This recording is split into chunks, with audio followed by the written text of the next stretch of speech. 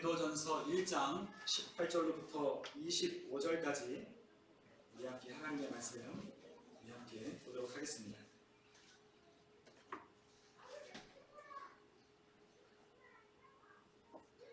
고린도전서 1장 18절로부터 25절까지 우리 다 찾으신 줄 믿고 우리 한 절씩 교독하여 읽도록 하겠습니다. 십자가의 도가 멸망하는 자들에게는 일어난 것이요 구원을 받는 우리에게는 하나님의 능력이라. 기록된 바 내가 지혜 있는 자들의 지혜를 하고 총명한 자들의 총명을 헤아리라 하였으니. 지혜 있는 자가 어디 있느냐? 선비가 어디 있느냐? 이 세대의 변론가가 어디 있느냐? 하나님께서 이 세상의 지혜를 미련하게 하신 것이 아니냐? 하나님의 지혜에 있어서는 이 세상이 자기 지혜로 하나님을 알지 못하고 하나님께서 전도에 미련한 것으로 믿는 자들을 구원하시기를 기뻐하셨도다. 유대인은 표적을 구하고 헬라인은 지혜를 찾으나 우리는 십자가에 못 박힌 그리스도를 아니 유대인에게는 어리석은 것이고 이방인에게는 미련한 것이고 오직 부르심을 받은 자들에게는 유대인이나 헬라인이나 그리스도는 하나님의 능력이요 하나님의 지혜니라. 하나님의 어리석음이 사람보다 지혜롭고 하나님의 약하심이 사람보다 강하니라. 아멘. 오늘 이 시간에 우리가 함께 십자가 외에는 이와 같은 제목으로 함께 하나님 앞에 함께 말씀을 나누도록 하겠습니다. 옛날 어느 한 마을에 아주 노련하고 경험 많은 그 백전노장의 마귀가 하나 있었습니다. 그런데 그 마귀가 젊은 마귀, 이제 막 그리스도인들의 사역을 방해하고 하나님을 믿는 일을 회방하기 위하여 투입된 그 젊은 마귀를 자기의 집으로 초대했습니다. 그래서 그 젊은 마귀가 이제 백전노장의 마귀의 집으로 찾아 그 집을 들어갔는데 그 집안에 곳곳마다 이 늙은 이 백전노장의 마귀가 자기의 집을 구경시켜 주었습니다. 그런데 눈에 띄는 것이 하나 있었는데 그것이 무엇이었냐면 그 거실, 응접실 한가운데에 아주 빛나는 무기 하나가 놓여 장식되어 있었습니다. 그래서 이 젊은 마귀가 호기심에 그 백전노장 마귀에게 도대체 이 무기가 무엇이냐고, 나는 이 무기를 발급받지도 그리고 이 무기를 나는 한 번도 본 적이 없노라고 그렇게 이야기를 했었습니다. 그럴 때 이 백전노장의 마귀가 무엇이라고 이야기했냐면 이 무기는, 이 빛나고 이 엄청난 이 무기는 바로 절망이라고 하는 무기다 라고 그렇게 대답을 했었습니다. 그 이 절망이라고 하는 무기를 사용하면 100이면 100 모든 그리스도인들이 절망 가운데 빠지기 때문에 한 번도 거의 예외 없이 모든 그리스도인들이 무너졌고 그들의 신앙과 삶에서 이탈하게 되었다라고 그러한 이야기를 해주는 것이었습니다. 자, 그러나 이 백전노장의 마귀는 그 젊은 마귀에게 이렇게 이야기했습니다. 그러나 이 무기를 써도 넘어가지 않는 그와 같은 그리스도인들이 있었다라고 그렇게 이야기를 해주는 것이었습니다.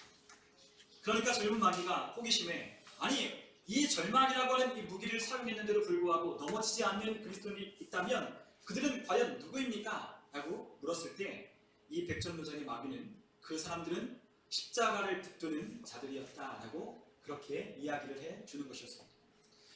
여러분, 우리가 오늘은 부활주일을 우리가 맞이하여서 우리는 하나님 앞에 부활을 기념하며 우리는 함께 예배합니다. 죄와 사망의 권세를 이기시고 부활하신 우리 주님을 우리가 기념하며 우리가 그분의 은혜와 또한 그분이 이루신 그 놀라운 엄청난 하나님의 은혜를 우리는 찬양하기 위하여 오늘 이 시간 함께 예배를 드리고 있습니다. 우리들에게 이 십자가는 표대였고 또한 우리에게 이 십자가는 구원의 능력이며 또한 이 십자가를 들고 붙드는 자들마다 이기고 승리했음을 우리는 신앙의 숭배를 통해서 우리는 배웠습니다. 예수님의 부활하신 사건 이후에도 제자들은 그 십자가의 도를 전했고 그 십자가를 바라보며 그 십자가를 의지해서 그 수많은 고난과 핍박 앞에서도 굴하지 아니한 채 그들은 하나님의 말씀을 어느 시대건 능력 있게 전하였다라고 하는 것이었습니다. 자, 그러나 우리에게 그러한 십자가의 능력, 그 십자가를 붙드는 그와 같은 삶에서 우리가 멀어지고 또한 그 십자가의 중심에서 우리의 삶이 이탈되기 시작할 때에 성도들의 삶 역시 하나님의 능력으로부터 멀어지고 또한 하나님이 주시는 그 힘과 하나님이 주시는 그 구원의 기쁨을 잃어버린 채 살아가게 되었다라는 것입니다. 그래서 하나님의 십자가, 하나님이 우리에게 허락하신 그 예수 그리스도의 그 십자가를 이탈하고 그 십자가를 붙드는 데 실패한 사람들마다 신앙의 능력도 상실한 채, 그리고 부흥의 불길도 사라진 채, 그리고 하나님을 갈망하는 기도 역시 없는 그와 같은 피폐한 삶을 거듭할 뿐이었다는 거예요. 그래서 십자가가 없는 곳에는 무엇만 남냐? 기독교인들이 신앙했던 흔적만 남게 되었습니다.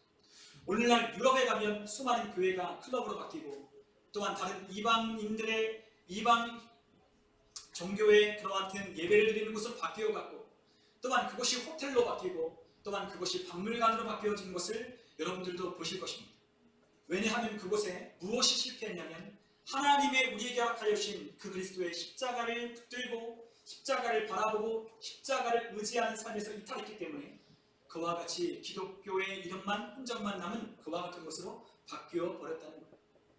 오늘 우리가 함께 읽은 이 고린도 전서의 이야기는 바로 그와 같은 이야기의 연장선으로 우리가 함께 읽을 수 있습니다. 오늘 고린도 전서를 이야기하고 있는 이 사도 바울은 바로 그 십자가를 잃어버린, 그 십자가의 중심을 잃어버린 그 성도들에게 다시금 그 십자가의 능력이 무엇인지를 확인시켜주는 그와 같은 말씀을 그들에게 전하고 있는 것. 오늘 우리가 함께 이 고린도서가 배경이 되는 그 고린도 그 장소를 우리가 함께 생각해 보면 이와 같은 사실을 우리가 더 쉽게 알 수 있습니다. 우리가 이 고린도라고 하는 도시가 가진 배경을 우리가 함께 살펴보면 이 고린도라고 하는 도시는 바로 그리스 본토와 그리고 펠로폰네소스를 연결하는 도시로서 에게해와 아드리아해를 마주하는 그 사이의 좁은 지역에 위치한 그와 같은 항구 도시였습니다. 교통으로도 매우 요충지였고 그리고 활발한 무역이 이루어지는 그러한 도시였습니다. 여러분, 이 고린도라고 하는 이 도시는 굉장히 많은 사람들의 왕래가 있었고 무역이 이루어지는, 거래가 이루어지는 그러한 장소였습니다. 그렇기 때문에 당연히 돈도 많이 흘러들어가고 그리고 또한 수많은 이방 사람들이 모여 왕래하는 그와 같은 장소였습니다. 더군다나 그와 같은 곳에는 엄청난 부가 축적되기 시작하자 야외 극장도 생기기 시작하고 또한 운동 경기장도 생기기 시작하며 그리고 각양각색의 이방인들이 섬기는 신전들도 세워지기 시작했습니다. 그래서 경제와 문화와 종교의 중심지로서 이 도시는 급부상하게 됩니다. 그러나 여러분들도 아시다시피 도시가 돈이 많아지고 또한 이러한 화려한 문화의 이면에는 죄들도 당연히 많아질 수밖에 없다는 것을 여러분도 아십니다. 이 고린도라고 하는 도시는 너무나 화려한 도시였어요. 그러나 이 도시의 이면에는 어두운 죄악들이 만연했고 또한 사치와 활락과 매출이 활발하게 이루어지는 또한 우상 숭배로 오염된 그와 같은 도시가 바로 고린도시였습니다. 자, 이와 같은 도시의 아주 유명세를 증명하는 그와 같은 단어가 하나 있는데 그것은 바로 코린티아조마이라고 하는 그와 같은 헬라어 단어였습니다. 자, 코린티아조마이라고 하는 이와 같은 헬라어는 무슨 말을 의미하냐면 고린도 사람들처럼 행한다 라고 하는 의미를 지닌 그와 같은 단어입니다. 그래서 주변 도시에 있던 사람들은 방탕하고 사치스럽고 그리고 음란한 사람들을 향하여 코린티아조마이라고 하는 그와 같은 말로 그들을 이야기를 하곤 했습니다. 자, 그 고린도시 한가운데는 아프로디테 여신을 섬기는 그와 같은 신전이 우뚝 서 있고 또한 그 신전 안에는 매춘을 일삼는 1000여 명이 넘는 그와 같은 신전의 안에서 섬기는 여자들이 이곳에서 일하고 있었습니다. 그러니까 여러분들 한번 생각해 보십시오. 이 도시의 만연한 문화가 어땠을까? 돈은 넘쳐나죠. 그리고 또한 사람들의 사치는 극에 달하죠. 그리고 그들은 자신의 육체적인 쾌락을 채우기 위해서 이것도 해보고 저것도 해봤지만 자신이 만족할 수 없어 더 자극적이고 향락적이고 쾌락적인 것을 찾는 그와 같은 도시가 바로 이곳이었습니다. 그러니까 이 도시 속에 살아가는 사람들의 생각과 마음과 문화에는 이미 그와 같은 음란하고 사치스러운 문화와 그와 같은 영향력이 사람들의 생각과 마음을 지배하고 있었다는 것. 그러니까 이런 도시 속에서 전도를 하고 선교를 한다는 건 너무나 어려운 일이었다고 하는 것입니다. 여러분, 이와 같은 도시에 사도 바울은 복음을 전하러 들어갔어요. 사도 바울은 제일 먼저 유대인들, 하나님의 말씀을 그나마 알고 있고 하나님의 율법이라는 것을 아는 유대인들에 향하여 복음을 전하기 시작했습니다. 유대인들이 모여 사는 그 지역에 들어가 유대인의 회당 가운데 안식일마다 사도 바울은 이 복음을 전파했어요. 너희들이 죽인 예수가 하나님의 아들이시다. 그분이 바로 메시아다라고 하는 이와 같은 진리를 그들에게 전파했다는 거죠.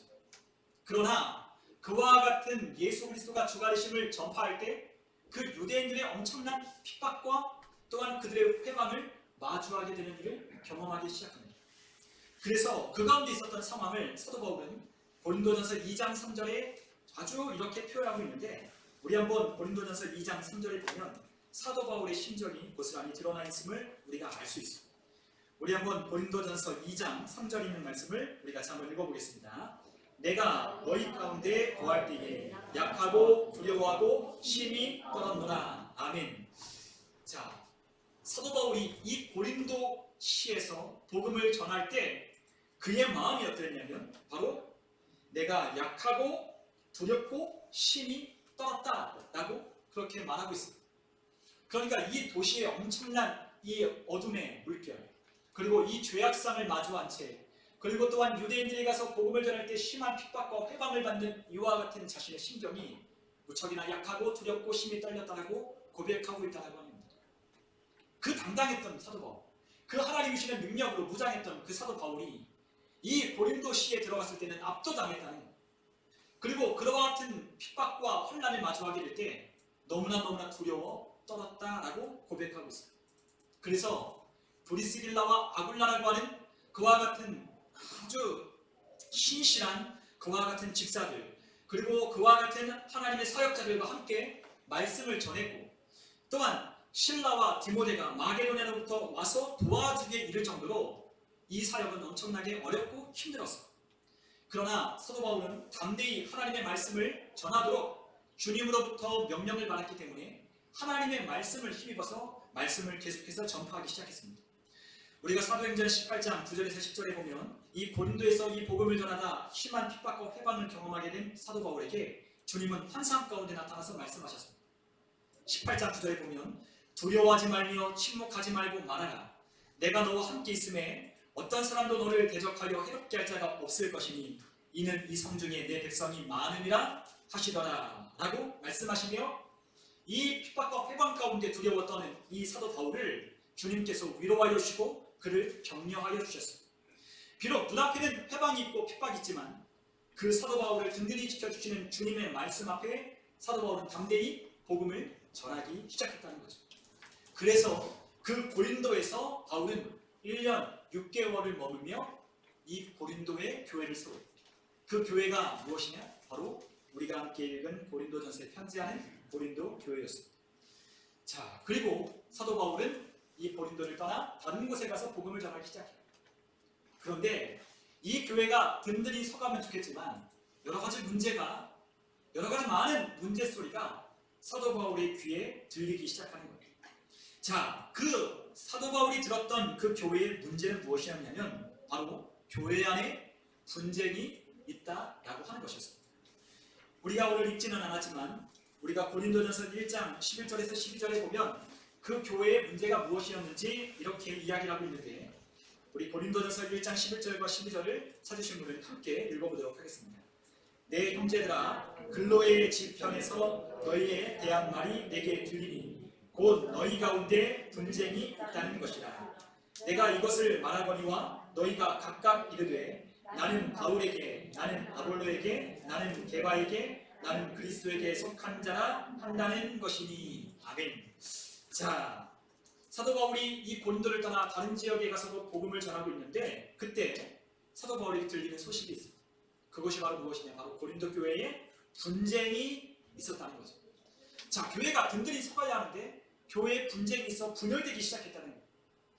자, 사도 바울은 이 교회의 분쟁의 이야기를 듣고 사도 바울은 그 교회에 편지를 썼는데 그것이 바로 무엇이냐면 고린도전서와 고린도후서의 이야기. 자, 그런데 고린도서에 편지를 하며 사도 바울은 그들을 이렇게 불렀어요. 1장 2절에 보면 그들을 하나님 앞에 거룩하게 된 성도라고 이야기를 합니다. 그리고 부르심을 받은 자들이라고 그 고린도 교회에 있는 성도들을 향하여 그렇게 표현했어요. 너희들은 거룩한 성도들이야. 너희들은 부름받은 하나님의 백성들이야. 이 편지를 너희에게 전한다 라고 사도 바울은 그들에게 편지를 하고 있어요. 자, 사도 바울은 이 분쟁의 문제 앞에 이 문제를 해결하기 위해서 어떻게 이 교회에 편지를 냈을까라는 것을 고민하기 시작합니다. 어떻게 이 문제를 해결할 수 있을까라고 사도 바울은 고민하기 시작하는 거예요. 그럴 때 사도 바울은 이 교회의 문제가 무엇이냐, 바로 그리스도의 십자가를 붙들고 십자가를 바라보고 십자가를 자랑하는 데서 그들이 실패했기 때문에 일어나는 일이 바로 분열과 분쟁임을 그들에게 말씀하고 있다는 하는 겁니다. 여러분, 하나님을 아는 일에 모든 지식 위에 풍성한 지식을 가지고 견고하여 흔들림 없이 주의 나타나심을 사모하며 기다리며, 그리고 주의 그 날 우리가 심판날 앞에 그 하나님 앞에 섰을 때에 부끄러울 것이 없는 자로 드러나기를 사도 바울은 간절히 바라고 원했지만, 이 교회는 서로 분열하고 분쟁한 채 서로 파당을 짓고 서로가 잘났다고 자랑하기에 바쁜 그와 같은 교회로 전락해버리고 말았다는 거예요. 자, 그들은 각기 자기가 바울에게 속했고, 나는 아볼로에게 속했고, 나는 게바에게, 나는 그리스도에게 속했다라고 서로 사람들이 나누어지며 교회에 화열음이 나기 시작했습니다. 여러분, 바울을 추종하는 사람들은 아마 그런 사람들이었을 겁니다. 이 교회를 세운 사람이 바울인데, 이 바울의 능력 있는 그와 같은 바울의 그러한 어떤 카리스마적인 그와 같은 모습을 보고 나는 바울에게 속했다라고 말하는 그와 같은 사람들이 있었다라고 하는 거예요. 또 어떤 사람은 아볼로에게 나는 속했다라고 생각하는 사람들도 있었습니다. 그 아볼로는 성경에 능통한 사람이었어요. 그러니까 당대에 이 그리스에 살았던 사람들은 이 지식적인 것을 굉장히 추구하는, 그리고 이것들을 굉장히 높이 가치 있게 여기는 사람들이었기 때문에 이 아볼로에게 속한다는 것을 자랑으로 삼는 사람들이었습니다.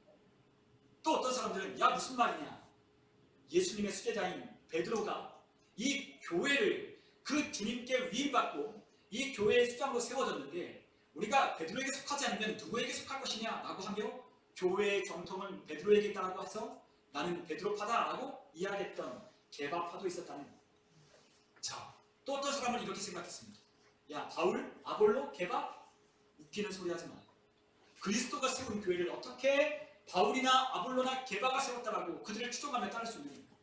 오직 우리가 진리와 정통은 그리스도에게 있다 라고 생각하며 다른 사람들을 무시하고 다른 사람들을 비난했던 그리스도파에 속한 사람도 있었다고 합니다. 물론 교회는 다 예수 그리스도께 속한 사람들이어야 합니다. 그러나 이 그리스도파에 속한 사람들조차도 다른 사람들을 정죄하고 비난하고 판단했기 때문에 이와 같은 분열을 막기에는 오히려 이들이 기름을 붓는 격이 되어버렸기 때문에 비난을 받고 있었던 겁니다.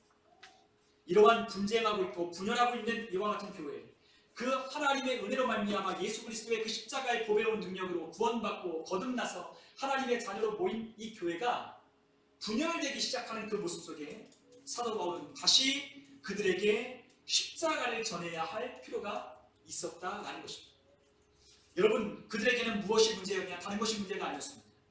그들에겐 하나님을 아는 지식이 부족했냐? 그것이 아니었습니다. 그들이 거듭나지 않았냐? 그것도 아니었습니다. 그들이 예수님을 알지 못하냐? 그것도 또한 아니었습니다. 아니면 그들이 섬기는 방법을 모르고 있냐? 그것도 역시 아니었습니다. 그들은 1년 6개월 동안 바울을 통해서 하나님의 말씀을 배웠고 또한 그 복음의 능력과 또한 하나님을 섬기는 일이 무엇인지를 철저하게 배웠던 사람들이었습니다. 그러나 그들에게 무엇이 문제냐? 바로 하나님의 아들 예수 그리스도로 말미암는 그 십자가의 능력이 그들에게 아무것도 아닌 것으로 취급되고 그것들을 무시하기 시작할 때에 그들에게 자신에게 있는 하나님의 아들 예수 그리스도를 자랑하는 것이 아니라, 내가 구원받은 그 십자가를 자랑하고 그것을 붙드는 것이 아니라, 내가 옛사람의 습성대로 우리의 육체를 자랑하기 시작했기 때문에 이 교회가 분열하기 시작했다고 합니다. 여러분, 그리스도의 십자가를 붙드는 일에 실패하면 우리는 반드시 우리의 육체를 자랑하기 시작합니다. 여러분, 우리 그리스도인들은 십자가의 능력을 붙들면 우리는 오직 자랑할 것이 예수 외에는 없다는 걸 깨닫기 시작해요. 내가 구원받은 것도 예수요, 내가 나된 것도 하나님의 은혜라는 사실을 깨닫게 될 때, 그 은혜 앞에 얼마나 내가 보잘것없고 하찮은 죄인에 불과했는지를 깨닫게 될 때, 나의 나된 것은 오직 하나님의 은혜임을 고백하며 십자가를 높이 들고 그 십자가를 자랑하기 시작하는 거예요. 그래서 우리는 하나님의 은혜를 듬뿍 받았을 때는, 그 하나님의 은혜 앞에 젖어 있을 때는 우리가 모든 것을 다 하나님의 은혜임을 고백하기 시작하는 것이죠. 무슨 일을 만나도 우리를 칭찬하는 것도 아니요, 하나님께 영광, 하나님이 하셨습니다, 하나님의 은혜입니다 라고 고백하지만, 그와 같은 십자가를 붙드는, 하나님의 십자가를 바라보고 그 십자가의 능력을 의지하지 않는 그와 같은 삶을 사는 사람들에게는 오직 남는 것은 육체의 자랑밖에 남지 않는다라는 것이었어요. 그럴 때 사도 바울은 그들에게 이렇게 질문하기 시작했습니다. 우리가 13절에 보면 사도 바울은 그 고린도 교회에 있는 성도들에게 이렇게 질문했습니다. 그리스도께서 어찌 나누었느냐? 바울이 너희를 위하여 십자가에 못 박혔으며 바울의 이름으로 너희가 침례를 받았느냐? 라고 사도 바울은 그들에게 되묻기 시작합니다. 너희들 교회 안에 분쟁이 있다라고 하는데 그리스도께서 나뉘어진 적이 있느냐? 너희를 위하여 내가 언제 십자가에 못 박혔냐? 그리고 너희가 내 이름으로 침례를 받은 적이 있느냐? 라고 사도 바울이 그들에게 반문하기 시작했습니다. 내가 십자가에 못 박히지도 않았고 나로부터 침례받지도 않았으며, 그리고 그리스도는 나뉘어질 수 없는 하나님의 아들이심에도 불구하고 지금 이 교회는 나누어져 있음을 그들에게 질문하며 그들의 분쟁상을 꼬집어 그들에게 보여주고 있는 것이었습니다. 자, 그럴 때 사도 바울은 그들에게 이렇게 선포하기 시작하는데 그것이 바로 17절과 18절에 있는 말씀이었습니다. 우리 한번 17절과 18절에 있는 말씀을 우리 한번 찾으신 분들은 함께 읽도록 하겠습니다. 함께 읽습니다. 그리스도께서 나를 보내심은 베풀게 하려 하심이 아니요 오직 복음을 전하게 하려 하심이로되 말의 지혜로 하지 아니함은 그리스도의 십자가가 헛되지 않게 하려 함이라. 십자가의 도가 멸망하는 자들에게는 일어나는 것이요 구원을 받는 우리에게는 하나님의 능력이라. 아멘. 자, 사도 바울은 이 교회의 분쟁을 이야기하며 첫 번째로 십자가를 이야기하기 시작합니다. 어떤 분들은 이야기하기 시작해요. 아니, 도대체 분쟁과 십자가가 무슨 상관이야? 아니, 분쟁을 막는데, 이 분쟁하는 이와 같은 교회의 문제를 해결하는데 도대체 십자가가 왜 등장하는 것일까? 라고 생각할 수도 있다는 겁니다. 그러나 사도 바울은 그들에게 제일 먼저 하고자 했던 것은 무엇이냐면 그들이 우리 주 예수 그리스도의 이름으로 부름받은 하나님께 속한 거룩한 성도라는 것을 다시 한번 확인시켜 주기 원했다라고 하는 것. 즉, 그들의 정체성이 무엇인지, 그들의 정체성을 잃어버리고 방황하며 육체를 자랑하고 있는 그들에게 이 십자가를 통해서 그들의 정체성이 무엇인지를 다시금 확인하기 위하여 십자가를 이야기하고 있었다는 겁니다. 여러분, 우리의 실질적인 삶과 우리의 도덕적인 문제와 교회의 질서의 문제에 대해서 하나님의 말씀으로 붙들어주기 위한 그 목적으로 사도 바울은 십자가를 꺼내고 있는 겁니다. 여러분, 이 십자가는 바로 이 분쟁뿐만 아니라 우리의 삶의 실질적인 문제뿐만 아니라 도덕적인 문제와 교회의 질서까지도 해결할 수 있는 유일한 해결책이 바로 이 십자가였기 때문에 사도 바울은 이 십자가를 이 성도들에게 다시금 일깨워주고 있었다고 하는 것입니다. 여러분, 이와 같은 문제 속에 있는 이 교회가 십자가의 능력을 잃어버렸기 때문에 지금 분쟁을 겪고 있다고 사도 바울은 진단하고 있었다는 겁니다.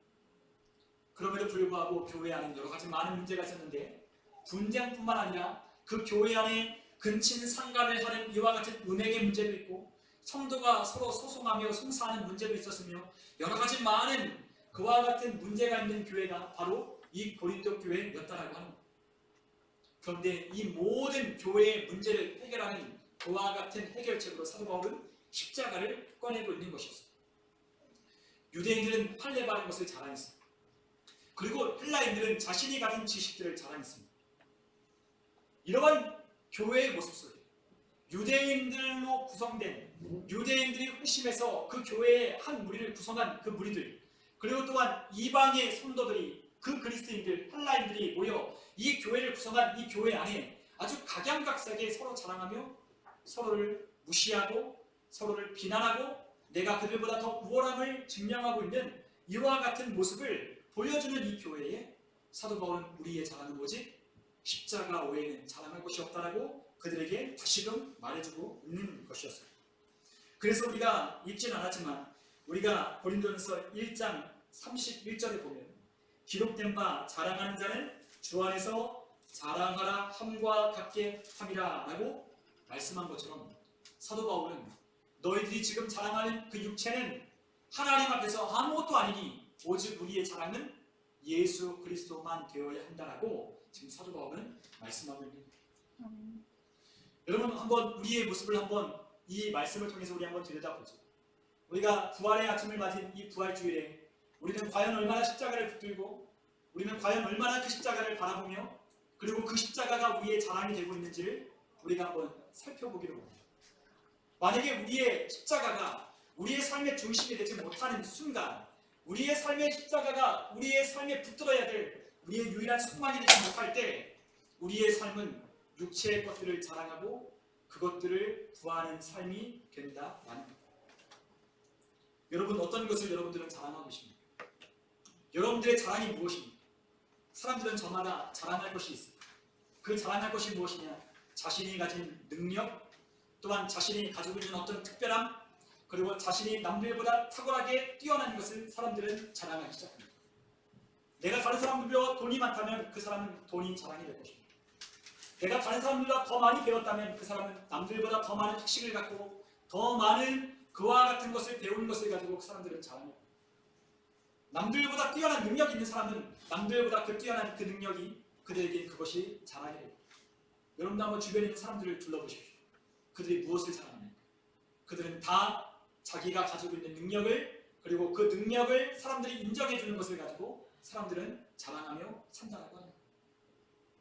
그러나 그와 같은 자랑은 우리가 사는 날 동안에 우리가 이 세상을 사는 날 동안에 얼마간의 도움이 될지 모르지만 우리가 하나님 앞에 섰을 때는 아무것도 자랑되지 못한다는 것을 우리는 깨달아야 한다는 것입니다.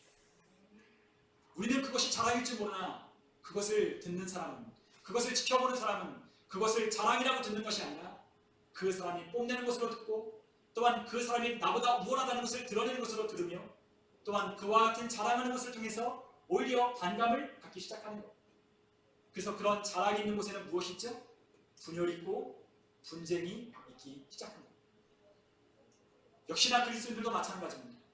우리에게서 십자가가 사라지고 그 중심에서 십자가를 잃어버리기 시작할 때에 우리는 세상 것들을 자랑하기 시작하는 거예요.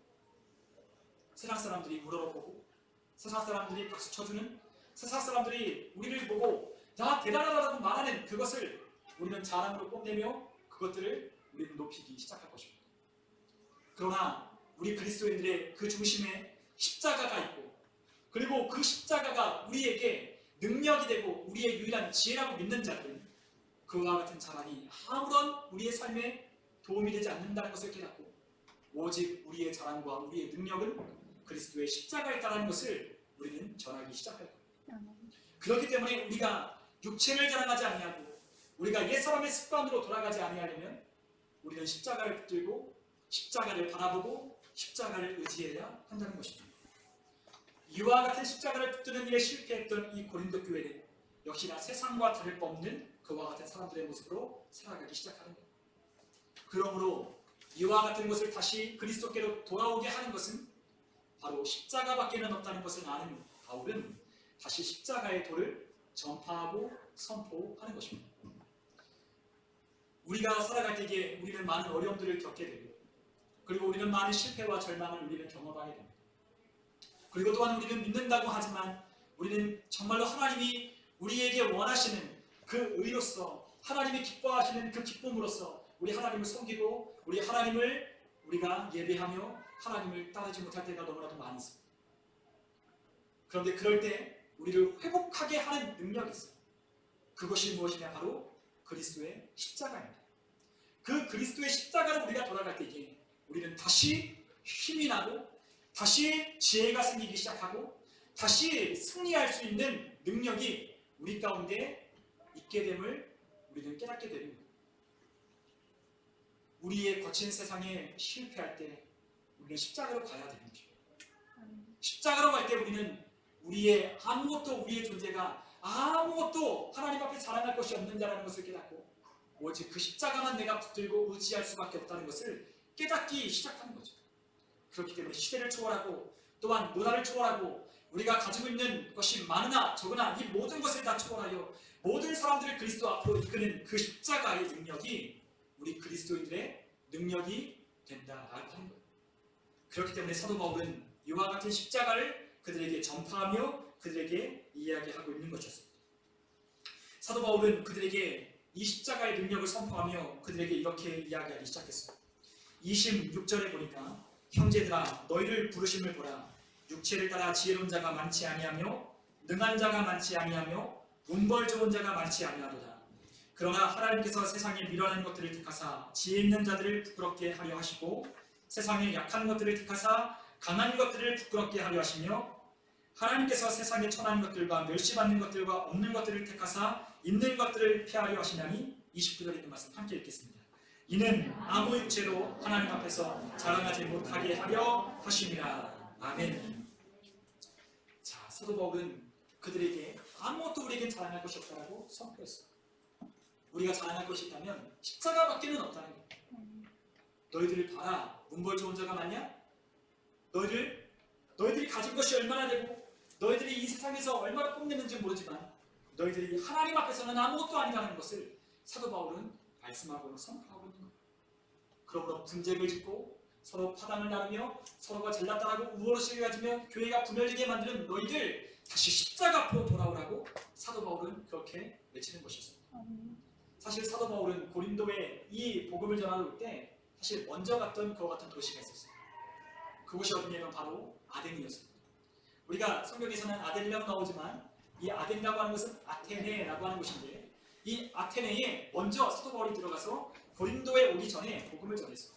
그런데 여러분들도 아시는 분들은 아시겠지만 사도 바울이 아테네에 가서 복음을 전할 때 실패를 경험하기 시작합니다. 단지 몇 사람밖에는 구원하지 못하는 그와 같은 철저한 실패를 경험하게 됐어요. 그래서 여러분 아테네라고 하는 도시를 한번 생각해 보십시오. 그리스의 중심인 이 아테네라고 하는 이 도시는 철학과 이데올로기가 넘쳐나는 그러한 곳이었어요.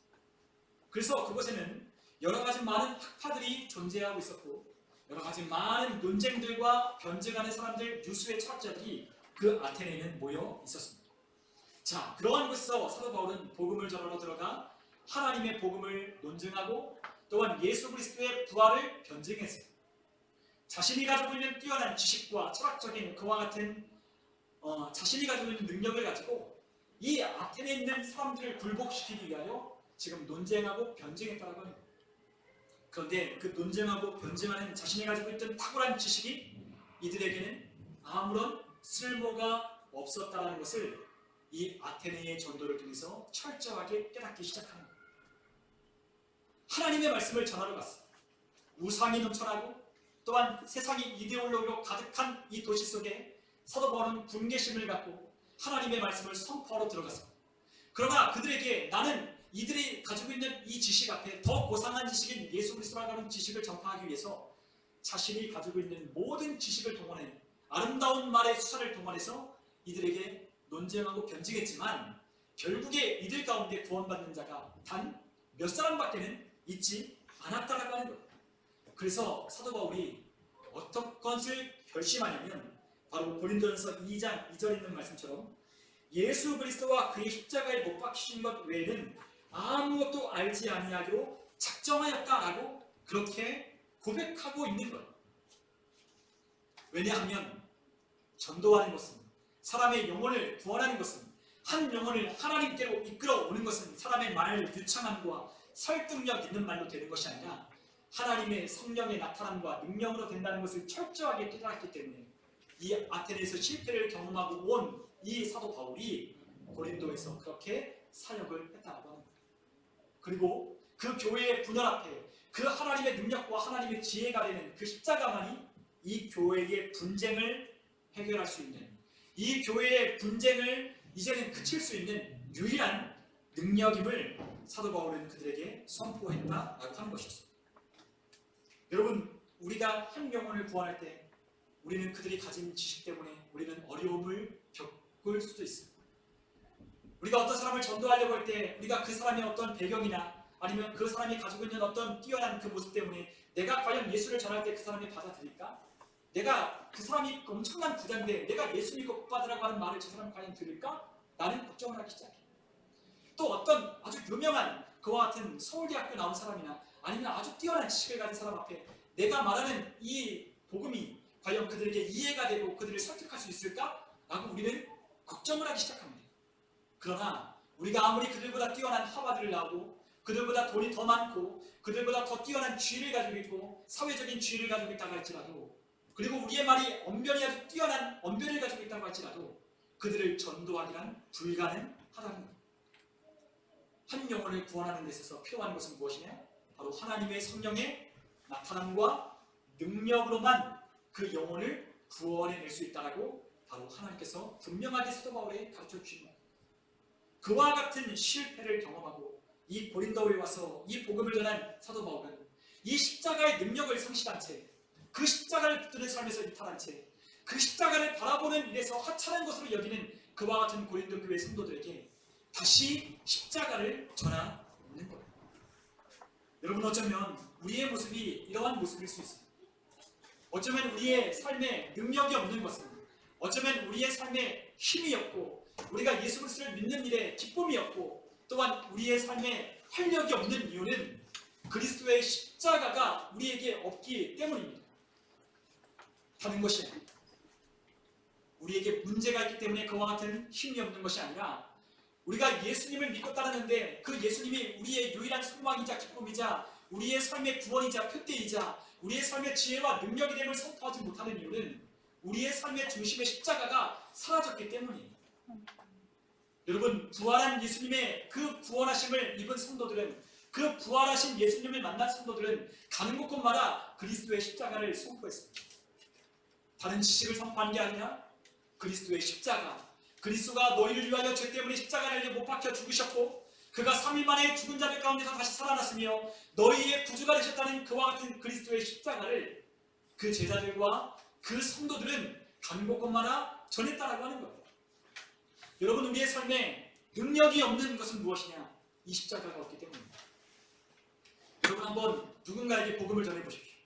누군가에게 이 복음의 진리를 선포하며 이 예수 그리스도만이 우리의 구주가 되심을 선포해 보십시오. 그러면 여러분들의 삶에 여러분들 안에 영혼이 기뻐 뛰며 여러분들에게 힘이 난다는 것을 여러분들 경험하기 시작할 것입니다.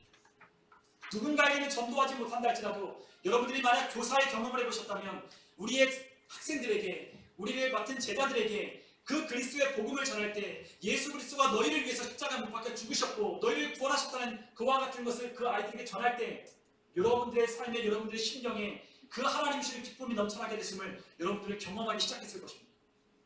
그러나 왜 그와 같은 기쁨이 우리에게 사라져버리냐? 우리에게 그리스도의 십자가가 우리의 삶의 중심이 되지 못했기 때문입니다. 고린도 교회 성도들은 십자가를 하찮은 것으로 여겼습니다. 십자가가 아무것도 아닌 것으로 여겼다는 거예요. 왜 그렇죠? 그 교회가 속한 이 고린도 교회의 세상 문화가 이 사도 바울이 사역한 이후로 그 교회를 뒤덮고 그 교회를 휩쓸고 있었기 때문입니다. 교회가 세상의 물결과 세속적인 문화에 휩쓸리면 교회는 힘을 잃기 시작합니다. 그러나 교회가 십자가를 붙들고 십자가의 능력을 바라보면 교회는 살아나기 시작합니다. 그리고 그 교회에는 애통함과 통회함으로 회개의 역사가 일어나고 또한 그 교회에는 그 십자가의 능력으로 구원받는 자의 숫자가 하나하나씩 더해지는 놀라운 역사가 일어나기 시작합니다. 교회의 능력은 우리 각 사람의 십자가를 얼마나 붙들고 있느냐의 총합이 이 교회의 능력을 보여주는 것. 여러분, 교회는 한 사람으로 된 게 아니라 이 하나님께서 부름받은 성도들 한 사람 한 사람 개개인이 얼마만큼 십자가를 붙들고 그 십자가를 내 삶의 중심에 모시고 있느냐에 따라 이 교회의 능력이 달라지기 시작합니다. 여러분, 교회는 그러한 교회가 되어야 돼요.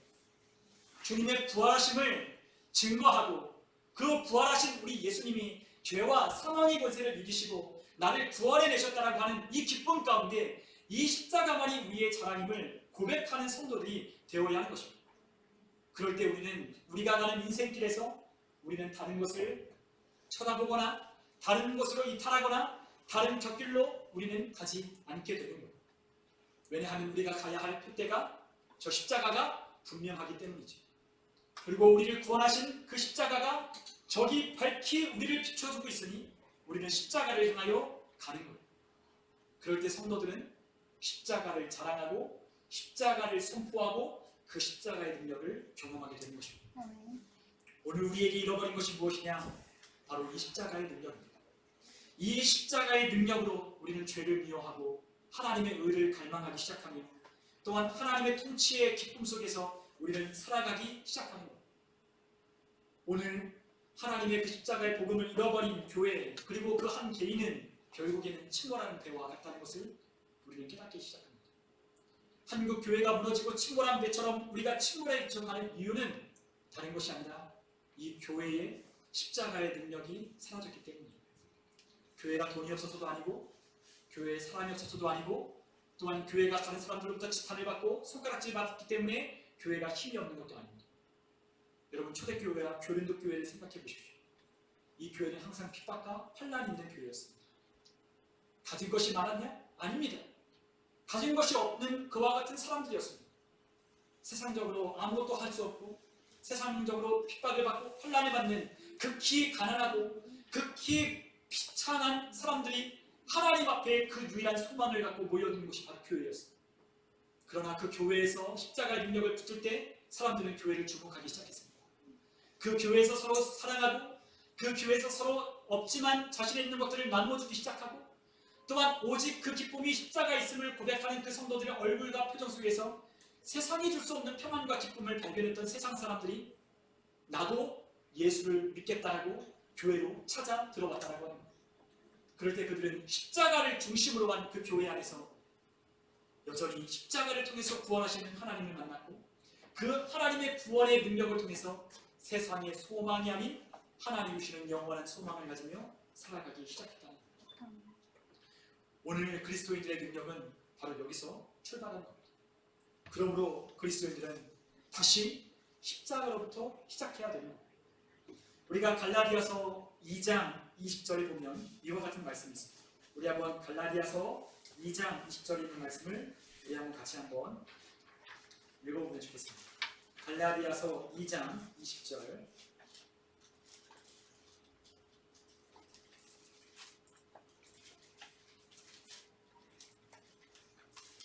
갈라디아서 2장 20절 우리 같이 한번 읽어보겠습니다. 내가 그리스도와 함께 십자가에 못 박혔나니 그런즉 이제는 내가 사는 것이 아니요 오직 내 안에 그리스도께서 사시는 것이라. 이제 내가 육체 가운데 사는 것은 나를 사랑하사 나를 위하여 자기 자신을 버리신 하나님의 아들을 믿는 믿음 안에서 사는 것이라. 아멘. 우리는 그리스도와 함께 십자가에 못 박힌 채 우리는 태어났습니다. 무슨 말이냐고요? 우리는 예수님의 십자가와 함께 두 손과 발에 못 박힌 채 우리는 거듭나 하나님 앞에 다시 태어난 자들이랍니다. 여러분들의 손과 발을 보십시오. 뭐가 있습니까? 여러분의 손과 저의 손과 발에는 못자국이 있습니다. 눈에 보이진 않지만 예수님의 못 박혔던 그 못자국이 우리에게도 있다고 하는 것. 우리도 이미 예수님과 함께 우리의 정과 욕심을 십자가에 못 박혔기 때문에 우리는 이제 내가 사는 것이 아니라 그리스도가 내 안에서 함께 살고 내가 그를 믿는 믿음 안에서 사는 것이라고 고백하는 성도가 된 것. 여러분 그리스도와 함께 사는 자들은 십자가를 붙들고 있습니다. 그리스도와 함께 살아가는 자들에겐 우리의 뒤에 십자가가 못 박혀 있다는 것을 여러분들은 깨닫기 시작해요. 그래서 그 십자가가 못 박힌 그 모습을 보고 우리는 내가 누구인지를 확인하고 우리가 자랑해야 될 것은 무엇인지를 우리는 확신하며 살아가게 되는 것입니다. 우리가 갈라디아서 6장 우리가 14절에 보면 사도 바울은 그러므로 이와 같이 고백하고 있습니다. 우리 갈라디아서 6장 14절에 있는 말씀을 함께 찾으시는 분은 함께 읽겠습니다. 그러나 내게는 우리 주 예수 그리스도의 십자가 외에 결코 자랑할 것이 없으니 그리스도로 말미암아 세상이 나를 대하여 십자가에 못 박히고 내가 또한 세상을 대하여 그러하니라. 아멘. 사도 바울은 오직 십자가밖에는 내가 자랑할 것이 없다라고 그렇게 선포했습니다. 여러분 우리도 마찬가지입니다. 우리 그리스도인들이 자랑할 것은 오직 십자가밖에는 없다는 것. 여러분 그 십자가가 우리에게 부끄러운 것이 아니라 그 십자가가 세상 사람들이 바라보기에 비천하고 천하고 저것이 정말로 미련한 것이라고 보일지 모르나 구원을 얻는 자들에겐 능력이라고 말씀하셨던 것처럼 이 십자가는 구원이자 능력이자 우리의 삶의 지혜와 능력이 되며 또한 우리가 살아가야 할, 우리가 나아가야 할 표대가 된다는 것을 우리는 확실하게 우리는 기억해야 하는 거예요. 아멘. 오늘 그리스도인들의 삶에 십자가를 다시 붙들어야 됩니다. 우리의 삶에 다시 십자가를 붙들고 바라봐야 합니다. 그리고 그 십자가가 우리의 자랑이 되도록 다시 십자가 앞으로 나아가야 됩니다. 여러분, 우리가 십자가가 자랑이 될 때 우리의 삶은 바뀌기 시작할 것입니다. 우리가 이미 구원받았지만, 우리가 하늘로부터 오는 그 신령한 능력을 우리가 소유한 하나님의 자녀가 되었지만, 우리 안에 그러한 하나님의 능력과 그러한 하나님이 주시는 힘과 능력으로 우리가 살아가지 못하는 이유는 우리가 십자가에 못 박힌 우리가 십자가로부터 멀어졌기 때문임을 여러분들 기억하시기 바랍니다. 그러므로 우리가 다시 십자가를 바라보고 내가 십자가만 의지하고 십자가만 자랑하겠노라고 결단하는 여러분과 제가 되었으면 좋겠습니다. 우리 고난주간과 이 부활의 주일을 우리가 지나면서 우리가 다시 십자가로 묵혀지고 우리 부활하신 예수님을 내가 세상 끝나는 날까지 이것을 전하며 이것을 자랑하며 이것을 선포하는 자가 되어지도록 우리 주님 앞에 결단하는 저와 여러분들 다 되시기를 주님의 이름으로 축원합니다.